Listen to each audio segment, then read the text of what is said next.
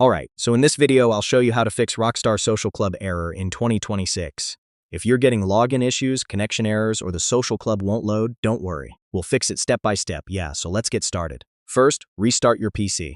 This clears temporary glitches that often cause social club errors. Next, make sure your internet connection is stable. A weak or unstable connection can stop social club from loading properly.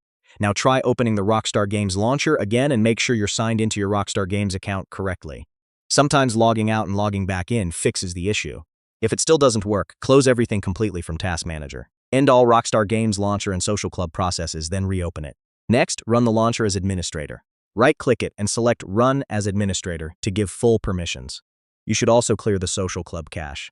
Go into your local app data folder and delete the Rockstar Social Club cache files. This helps fix corrupted data issues. Now check your antivirus or firewall settings.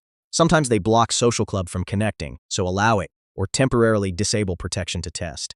If you are using a VPN or proxy, turn it off because it can interfere with Social Club authentication. Finally, if nothing works, reinstall the Rockstar Games Launcher and Social Club from the official site and restart your PC. And that's it.